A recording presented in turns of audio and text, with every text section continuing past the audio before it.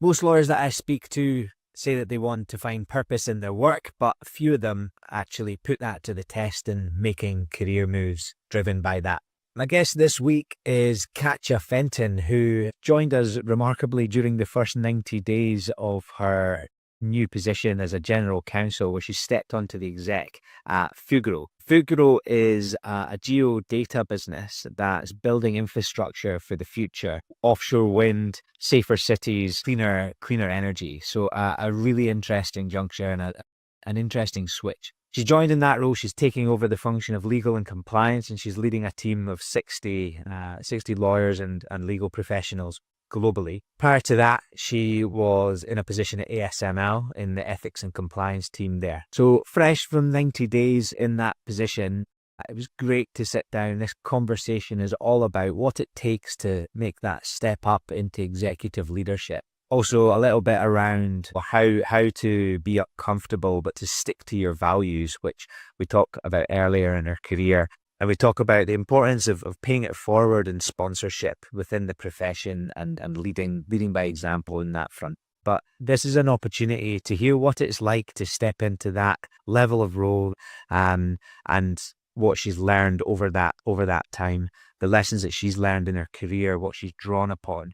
So if you've ever wondered what it's like to step up into that C-suite level role, and this one's for you. So let's dive in. Today's episode of Lessons I Learned in Law is proudly brought to you by Wordsmith AI. Now, Wordsmith AI is redefining how in-house legal teams automate routine tasks and repetitive tasks like contract review and internal requests, so that you and your legal team can work strategically and work on proactive projects. They're an Edinburgh-based startup. They're one of the UK's fastest growing startups, and at a really exciting time in their growth journey. They're showing how technology, AI and talent as a combination can really build the modern in-house legal team. So find out more by heading over to wordsmith.ai. Hi Katja, thank you for joining me on Lessons I Learned in Law. Hi Scott, it's great to be here. Thanks for having me. Thank you. We were just chatting. So you're a listener to the podcast. I am. I'm a big fan. I started listening to it with the new role that I stepped into 3 months ago. So I'm commuting quite long distances in the mornings, and you accompany me on the journey to work. So I've really listened to a lot of the episodes in the last few months. Amazing. All right. Well, hopefully no falling asleep at the wheel listening. Yeah. Absolutely not. Riveting conversations only. Awesome. Well, tell us a bit. We'll start off then, if you could tell us a bit about your new role that you touched on, and just give us a bird's eye view and overview of that position. Yes, absolutely. I am the GC and executive team member at Fugro. Fugro is a geo-data company whose purpose is to create a safe and livable world, and they analyse data both on the surface and subsurface of the earth to be able to build infrastructure safely and analyze that data to give clients really insight into their projects. Okay. So from a sustainability angle, this obviously really appealed to me, and also the values jumped out. So when I was approached for this role, I really felt like I was going a little bit back to my roots, as I originally practiced in construction and energy. Okay. Although the last 8 years I was working for ASML, which is one of the leading tech companies in Europe. So spent a bit of time outside of the industry, and now really coming back to it. Back into it. Brilliant. So the type of clients, and my Dutch is gonna get tested here. Fugro. Can we go Fugro? Yes. The type of clients that they work with then across which sort of sectors do they operate within? So traditionally, they were in the oil and gas sector, and to a certain extent, that's still part of their portfolio of work. But they're also now really focusing on looking at the more sustainable and renewable energy sources. Yeah. So it's quite a spread of clients. Okay. And we are geographically separate or spread out over 4 regions. Okay. So we really work globally, and that's also something that was very appealing to me, to see how the clients can really benefit from the services that Fugro provides holistically. So both on, let's say, on the renewable, on the wind farm side, but also on oil and gas. Cool. And the size of the function that you've inherited, that you've come into? Yeah, so the company is 11,000 employees roughly globally. Okay. And the legal and compliance function is about 60 lawyers spread over the four regions. And in the Netherlands, where we're headquartered, approximately, I'd say, 25 to 30 of the lawyers are based there. Awesome. Well, thanks for taking the time and joining me on the first sort of 3 months or 3 months in. I'm sure it's been a whirlwind since you started and a lot of change, but it's really valuable time to have this conversation, because I think like a lot of that transitioning into that role and step up, whether it's into the exec or the level that you're at, or anyone that transitions into a new role, I think it's great to hear it from someone that others aspire to be and hold that position. So thank you. So we'll jump in, if you don't mind, if you share your first lesson. Absolutely. So just before I jump into the first lesson, I also wanted to mention that for me the 90-day mark is something that I've really been working towards, because I felt as though in those first 3 months you're really drawing on your lessons that you may have learned in the past. And I think the first lesson that I really have lent on is the fact that integrity, which for me means trusting your gut, even when that can be quite uncomfortable. And this comes from, I think, very early on in my career. I was a newly qualified lawyer at Clifford Chance in London. And I had spent 6 months of my training contract abroad and come back to London into the construction and energy group there. But I knew already at that point that I was very keen to get into a client's secondment, to really start to work closer to our clients and experience that. So when one of the partners in the group came into the office one day and asked me if I would be interested in going to Southeast Asia to work on a construction of a dam, I literally jumped out of my chair with enthusiasm. I was just thinking, this is exactly what I was hoping for, sort of the international exposure, being closer to the client and really having an opportunity to prove yourself. So obviously very calm and collected. I said, absolutely, would love to do that. Thank you for thinking about me. What level were you at this point?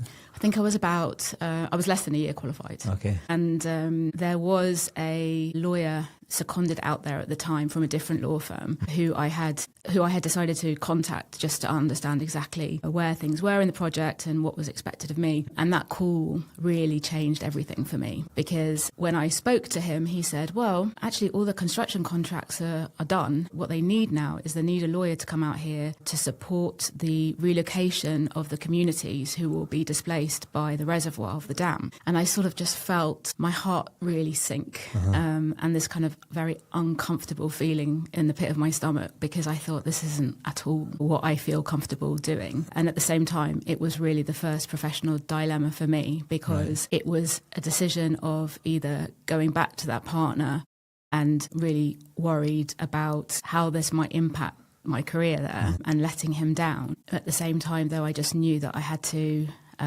stick to my guns here. And so I did. Ultimately, it was one of the most uncomfortable conversations, because I could just see the face of this partner, getting sort of redder and trying to sort of, I think, in a way, control his disappointment, and because he did not want to have to go back to the client to explain that the person who they had hoped would go there wasn't going to. So I think, I really reflect on this moment even today, because I think it is not a grand gesture or a big sweeping decision. When integrity shows up, it's almost in the sort of quiet, difficult moments when almost no one's watching that you have to really make those decisions. Yeah. And I also feel like when I went on much later in my career to lead the ethics and business integrity team at ASML, that I again drew on this experience, because I think if you can't follow your instinct about certain situations, then you can't really lead with clarity or purpose. So I feel very strongly that you have to sort of be true to your values in this, in the way that you lead a team as well. An awesome story. How did you prepare for that, for that conversation? A difficult, partly not a difficult conversation if it's just where your moral compass lies. But how did you prep for having it? Well, I did think about offering alternatives to try and make the decision a little bit more palatable. But ultimately, none of those options were me being seconded to the client, which is really the only thing that this person wanted to hear about. So I knew that it was going to be a tough conversation. I also had discussed it with one of the other partners, to just somebody who I felt had a little bit more of my interests at heart, who had in the past championed me in other areas. So I felt like that was actually somebody who, although not an official mentor by any means, would really perhaps give me some tips on that. And it was the right thing to do as well, even though the risk there, I suppose, was that there would be that they would end up speaking about it before I got into the room. But I think it goes for any difficult conversation. It's almost like worth putting yourself in your room for 5 minutes and closing the door and just, practicing saying it. Because sometimes you build it up to something that's much harder in your head than in actual fact how it goes. And here there wasn't really an alternative to the outcome. How do you think that was then delivered to the client? Well, I just know that in the end, nobody from the firm went out there. So It may be that they did find somebody else. But I think in the end as well, this particular project didn't need a lawyer with construction or energy experience. Yeah. It was something else that they needed. So perhaps that was the way also to deliver that message. And in the end, I think for me, it was 100% the right decision. And ultimately what it led to was thankfully still a client secondment. But this time it was just across the street from the office. But it was for the Olympic Delivery Authority, because this was just prior to the 2012 Olympics in London. So there was an office with, probably around 150 or 200 people working, all with a sort of huge passion for getting everything ready for those 2012 Olympics. Yeah.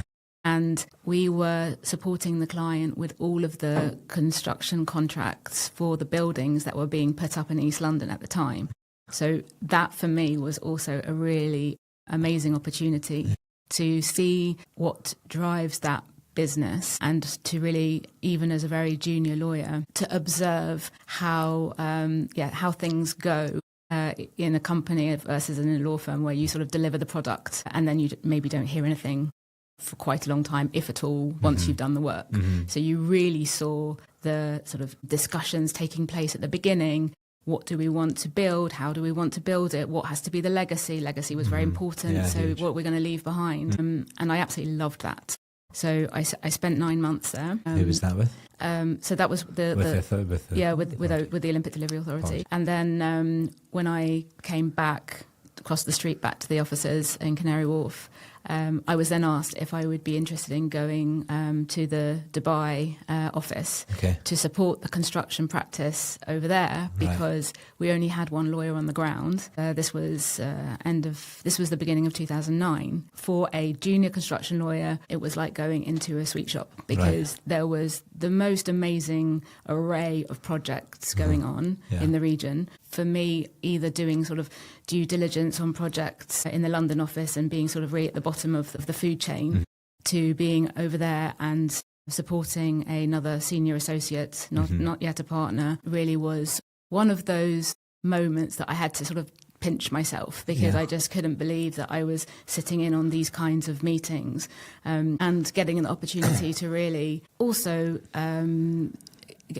be involved in some of the more strategic decisions that were being made at the time, how to structure deals, how to ensure that we were getting the right expertise outside of the sort of construction part in the room. And I think at the time I went out there with some preconceptions of, well, Middle East, single woman, maybe it's going to be challenging from that perspective.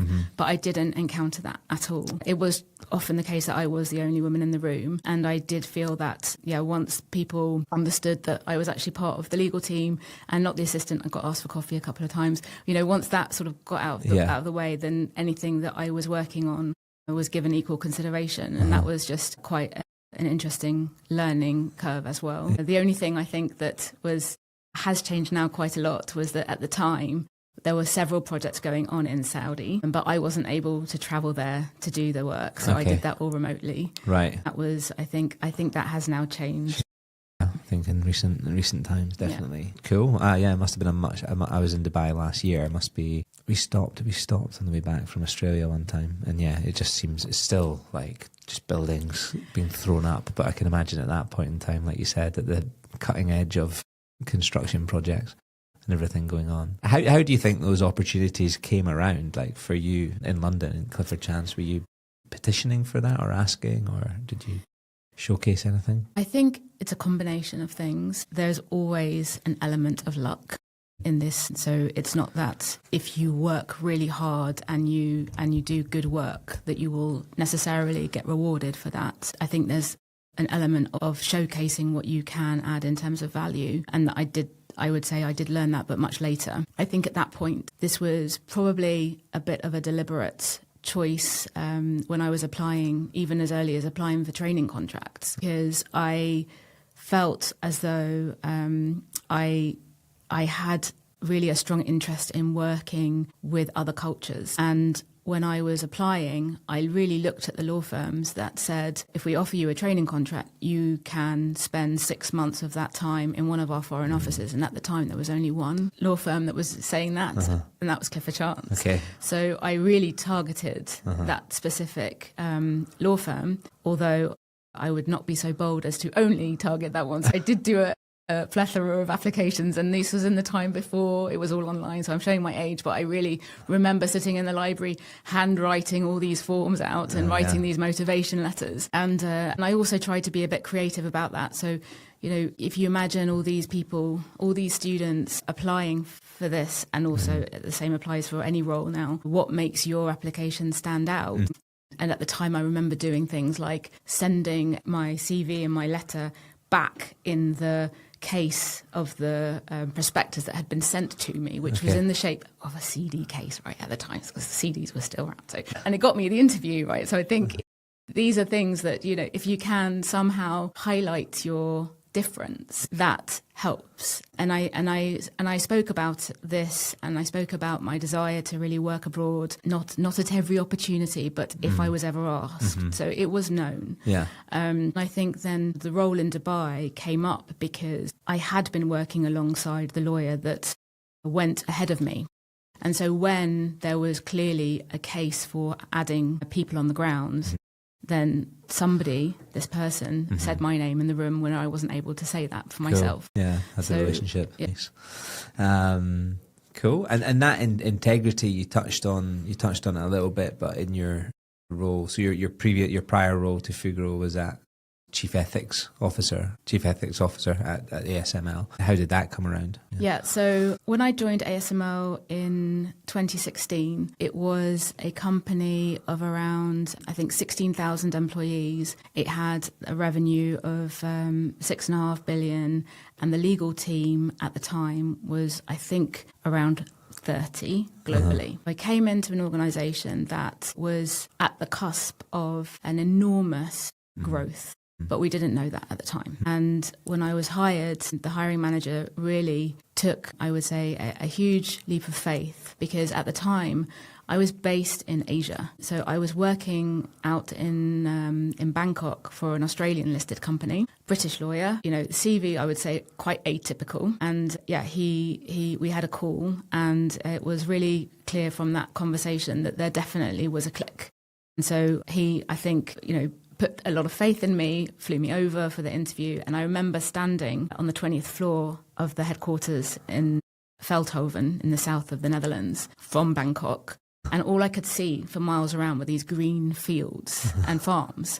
And I thought, my goodness, like this could not be more of a difference from where I am at the moment.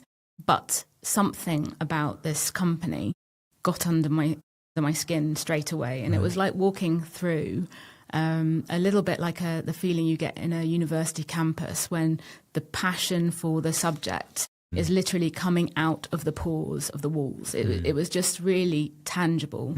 that there was a huge community of engineers working there, working on something very special and unique. And so when I eventually got the role, it was for the senior contracts position. So I was heading up the contracts team, and I spent 3 years doing that very happily, also hiring lawyers and building up that team. And I think about, sort of 3 years into that role, and I think maybe I'm also straying into my second lesson here. Okay. The hiring manager said to me, I was actually on maternity leave. He called me up and he said, there's a role in the team that I think you should apply for. And I said, well, I'd absolutely love to.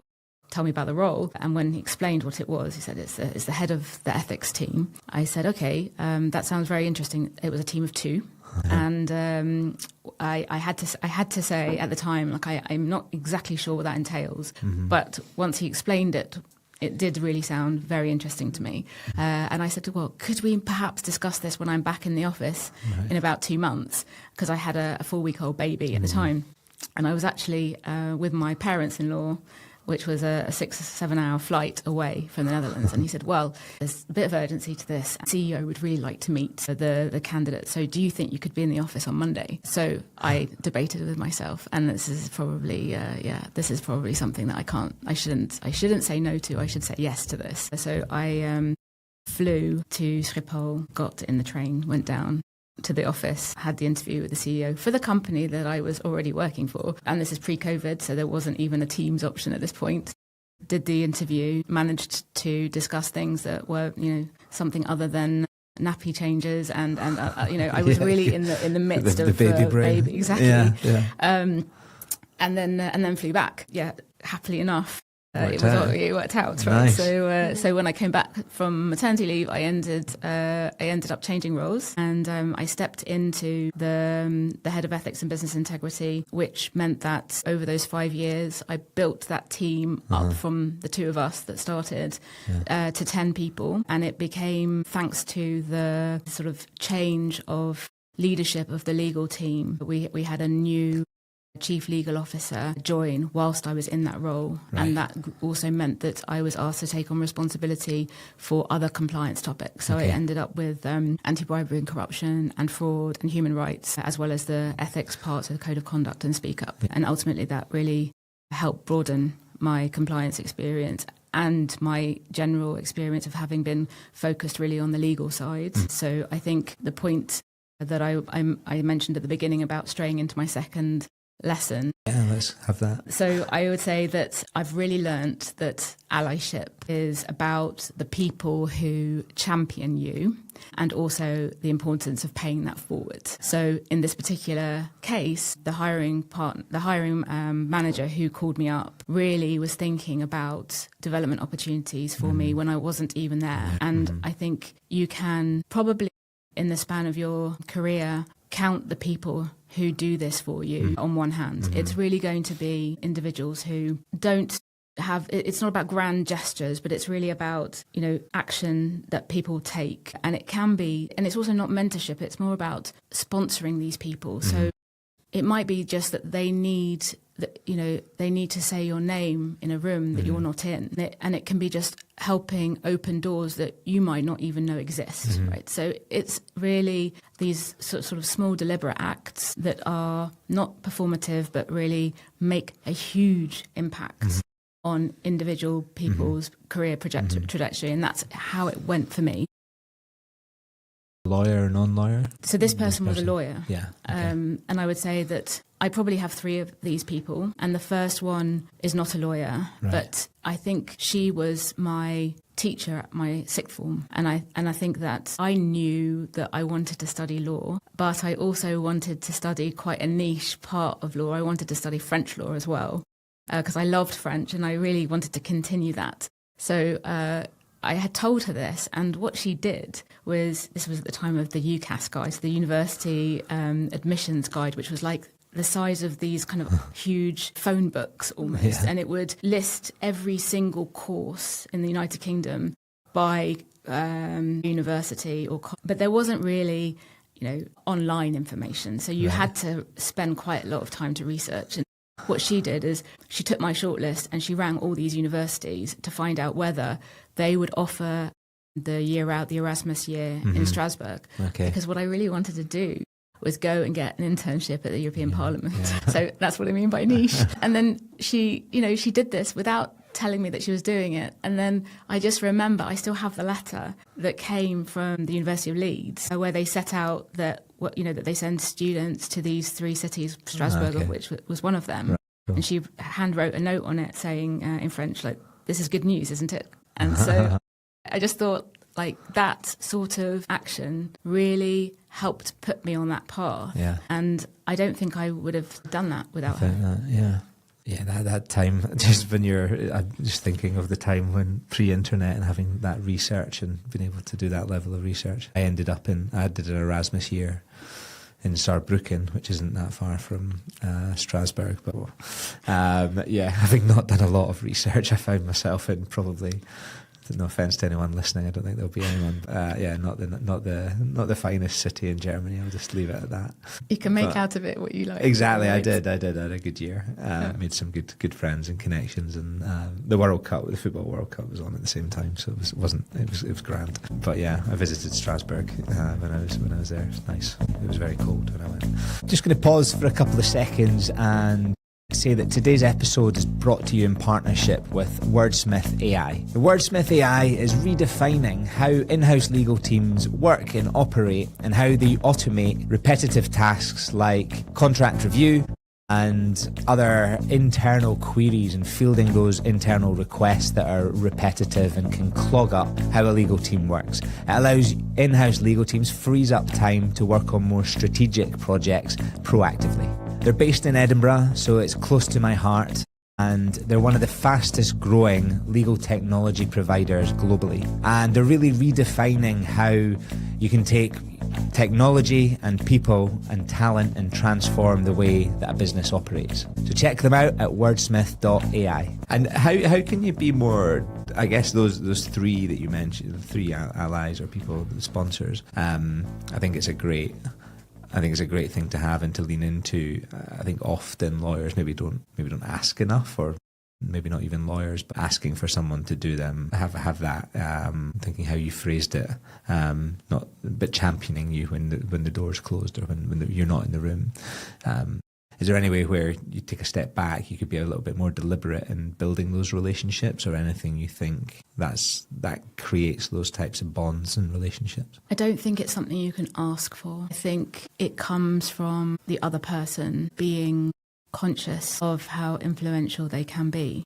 And that really is also why I say it's so important to pay it forward. I now find myself looking around for the sort of quiet talent, where I am working in my team. I think that one of if I were to take a step back, I probably would just figure out who sees what I'm doing. And then if I feel like I'm not visible enough, or the work that I'm doing perhaps isn't really talked about, I would try to find a way to brand yourself a bit and find those opportunities to talk about what you're doing.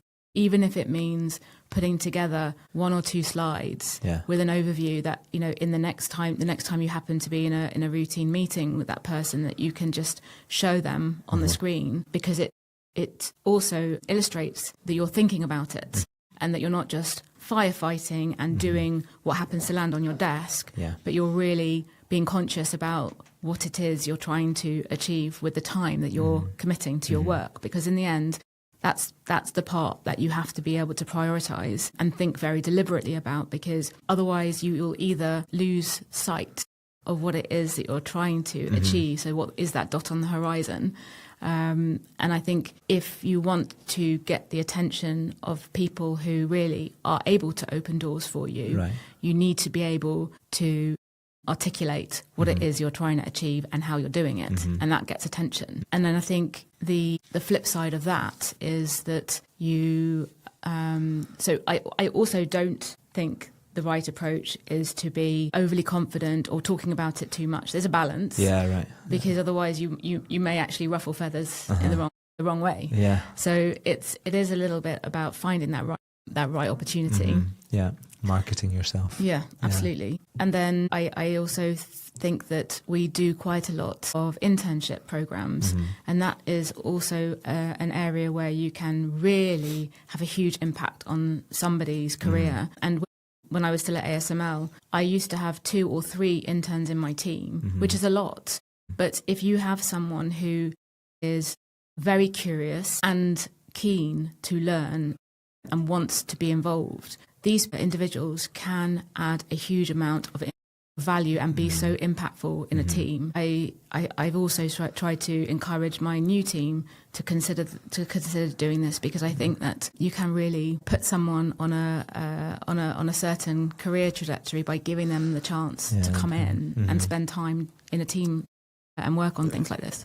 It's great to. I think you're in a position now where you have been for a long time, but you're, like you said, paying it forward and being that ally to other individuals. Like, is it that curious? Like, if you're, because you as an ally like that, you must have considerations on, are they going to do this justice? If you're in that room and you're mentioning someone's name, you want to ensure that the person's name that you're mentioning is fully involved, and you're not going to lose face from having represented them. Is it that curiosity that underpins that? Like, is there something? Do you think that's something in there? Definitely curiosity. I think it's also about stepping away from the black letter of the law. You might find, especially in the early part of your career, that you're focusing on understanding law, interpreting law, and you're really maybe not always looking in the greyer area, which is where I would sort of describe the intersection of law, business and ethics. So you really, you step away from just, I think going back to what I was saying before, you wouldn't use your gut, your instinct or your feeling when you're interpreting law. It's got to be right. If you, I would say after some time and a bit more maturity, you can combine that with what your feeling is about something. And I think when I see that in a junior person, that combination and that ability to sort of look at both things, that for me is also a really important characteristic. And I think you can only do that with curiosity. So yeah, I would say both. And then I don't know what else it is. I think if I could write it down, I'd probably write a book about it. But it's a hard one. Yeah, I think when you see it, you know it. Yeah. There is a bit of gut instinct in it, I suppose, and what feels right. And it's like, is the question you're asked as a recruiter, like, what do you look for? And often you can't quite tell, because it isn't in-house legal functions. A lot of it's taken as a given, like the expertise. A CV will check some boxes, but what's gonna click here? What's the magic formula? Why would you represent someone on a shortlist that perhaps doesn't hit that as atypical? Why would you? How are you going to convince the individual that's interviewing or considering them for the role? Yes, I think it's hard to sum it up as well. But I think curiosity, questions are key for me anyway in that recruitment space. I think I also look for the sort of diverse perspectives. So one of the things I value so much when you get interns coming in is I would say, more Generation Z perspective on something. And if you have in your team people who complement maybe your blind spots, that also is very valuable. Because I don't think I've ever regretted bringing more people into a room to solve a problem and maybe having to spend a little bit more time on it than just, trying to solve it quickly alone. And I mean, it's a bit cliched, but if you want to go fast, go alone. If you want to go far, go together. It's really about that, right? Yeah. So I do value that a lot. And I think it extends to my hiring practices as well, that I will really do my best to open the doors to people who maybe otherwise wouldn't necessarily be your typical candidate for something. Yeah, I think you get so much out of people when you have that trust and back them for something that they might not otherwise be considered. I see it happening regularly. Cool. And so you arrived in the Netherlands with that role. Young family at that time? Actually, when I arrived in the Netherlands, it was just my husband and I, and we had again decided that as great as it was working in Asia, and I loved it. I really did. How long were you there? 3 years. So, and we were based in Bangkok, but I was responsible for the legal function for 5 countries in Southeast Asia. So I was really on the road a lot, and the general counsel was in the US and the chief legal officer was in Australia. So it was a very interesting time challenge. If I wanted to be on the call with both of them, I was sort of a 3 a.m. at night thing, which is fine when you're without family and you're willing to sort of be in the plane every week. But ultimately, it was a decision to come back closer to home, although my husband is actually originally from Mexico. And so we wanted to find somewhere that was near to his family in the Middle East, my family in the UK. And so we were really focusing on somewhere in Europe. And actually, that's when ASML came on my radar. So we landed in the Netherlands, and then I had a little bit of an advantage by the fact that my mother is Dutch. Okay. So although we had never lived here before, I do understand quite some Dutch. Okay. Right. Whereas he obviously had a 0 level. Yeah. That was it's been a fun journey. And we've since had 3 children here. So I have 3 boys, and they are 3, 6, and 7. So it's pretty busy. But it's been a roller coaster, and I've loved every minute. Nice, very good, cool. We'll move on to lesson 3. Yeah. So my lesson 3 is that feeling like an imposter is actually a sign that you're growing. And the reason that I think this is an important lesson is because we do hear quite often about imposter syndrome now, as though it's a sort of negative thing. I even had a very good friend and former colleague say to me before I stepped into this new role, when you've kicked that imposter syndrome down the road, haven't you?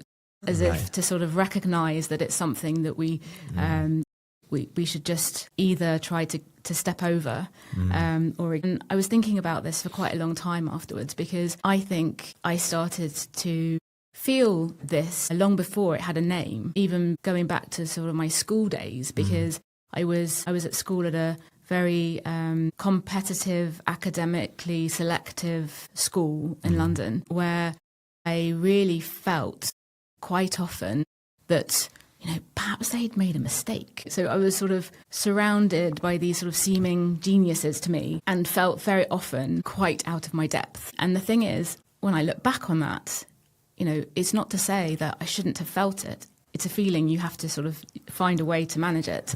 But when I began to think about that and then see the pattern, again, it happened when I stepped into Clifford Chance, because you are surrounded by some of the brightest minds in the industry, and that can be quite intimidating when you start. And in the end, I think it was a mindset shift for me to think about this in a positive light, because what it means is that you, first of all, you prepare. Right, so you end up checking everything that you possibly can, given the time frame you have to do it, before you decide, okay, I'm going to go to the expert on this and do a little bit of sparring with them and see if I'm going down the right track here. And then it turned into a bit of a game, because it was like, right, so who in this building of, 2,000 lawyers am I going to go to and ask, this obscure maritime question to, or like ask about this particular EPC provision? And I think that it's really about recognizing that actually you really do benefit from this feeling. And I also, again showing my age, but I was thinking about this episode of Ally McBeal, which was this US lawyer comedy drama series that was on in the early 2000s. There was the Pre-Suits lawyer drama, and there's this episode where she's sitting in a boardroom, in a very top US law firm, and she's sitting at the head of the table. So she's leading this meeting, and suddenly you see her shrink into this chair, like a sort of Alice in Wonderland moment, and she's swinging her legs like a little girl. And I just felt like this really says a lot to me. Like I get that feeling quite often, like, am I actually supposed to be here? And so you just, again, recognize it. And then think about what does it mean? It means I'm feeling out of my depth. Why am I feeling out of my depth? Because, and then you'll work out what it is you need to do to get yourself back in there. And I think, it's actually really a very critical part of my career as well, because I know now that when I get that feeling, it's a good thing, right? And I'm going to learn something new. Yeah. What's been the biggest discomfort? I think the most recent one is stepping into the new role, which is an executive level role. And in that team, we're 9 people. I'm reporting into the CEO. So the CEO, the CFO, the group directors are there. It's again the moment. It's a moment of, okay, I really want to be adding value to this team as quickly as possible.